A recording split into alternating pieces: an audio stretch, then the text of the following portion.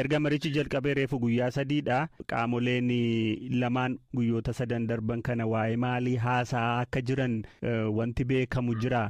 Keessa akkan odeeffadhetti guyyoota darban kana keessa kan irratti mari'ataa turanii ajandaawwan yookaan dhimmoota irratti mari'atan adda baasaadha kan isaan turanii. Jalqaba seera tumatanii seerota marii sana irratti hojiirra ooluu qaban jechuudha.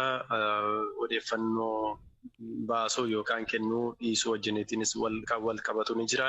Guyyoota darban akka waliigalaatti mata duree kamirratti mari'atanii irratti akka wal ta'uu danda'an qaacessuu irrattidha kan isaan turanii. Mari'achuu qofa osoo hin taane irratti wal falmuunis ni jira.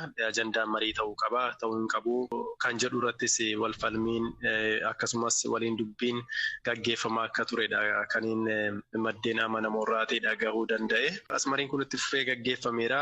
Wal ta'uu isaanii fi wal ta'uu dhiisuun isaanii wanti barame hin jiru jechuudha. Mata dureewwan marii taasisuuf kanneen irratti wal falmaa turan irratti jechuudha.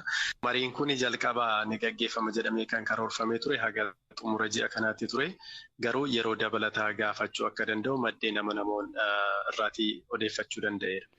Hayyee waa'ee marii kanaa ilaalchisee qaamoleen adda addaa mariin kun akka milkaa'u qaamoleen mootummaa federaalaa fi waraana bilisummaa Oromoo fuulaa fuulatti wal arganii marii araaraa buusuudhaaf gargaaru gochuu akka danda'an dhiibbaa gochaa yaalii gochaa turan baay'ee ta'uu danda'u. Amma qaamni marii kana gaafatamummaa fudhatee dursaa jiru eenyu akka ta'e baramee jira.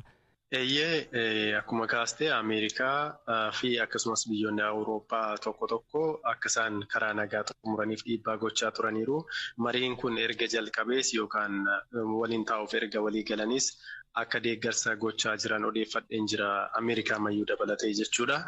Adda durummaatiin garuu marii kana kan qindeessaa jiruu fi gaggeessaa jiru Norway fi Keeniyaa akka ta'e iyyaafadheen jira jechuudha. Kanaan dura mariin tokko Keeniyaatti qabamee ture. Inni osoo milkaa'eetiin hafee Keeniyaa yeroo sanas shoora olaanaa bahataa akka turte odeeffadheen jira mootummaa Itoophiyaa fi waraana bilisummaa Oromoo walitti fiduutiif jechuudha. Ammas adda durummaatiin gahee ishee akka bahataa jirtu dhaga'ee jira. Biyyi Tanzaaniyaa odola Zaanzibaar irratti haa gaggeeffamu malee biyyi Tanzaaniyaa kuni maricha dursuunis ta'e wanta biraa gochuutiin akka gahee biraa hin qabne dhagaheen jira. Garuu hosti gochuu yookaan bakka kennitee fi bakka marii taateeti kan isaaniin tajaajilaa jirtu jechuudha.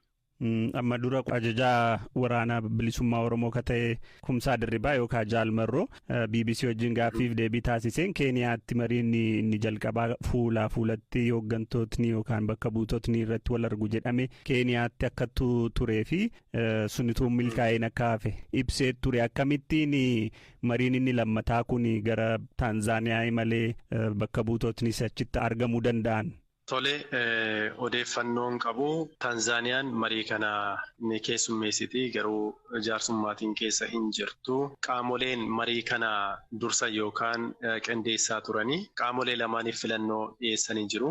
Biyyoota adda addaa jechuudha bakka itti mariin kun gaggeeffamu isaan keessaati. Warri waraana bilisummaa Oromoos Tanzaaniyaa odola Zaanzibaar kan akka filatan dhagaheen jira. Sababni isaa immoo odolli Zaanzibaar kun Tanzaaniyaa keessa taatee ofiin of bulchiti.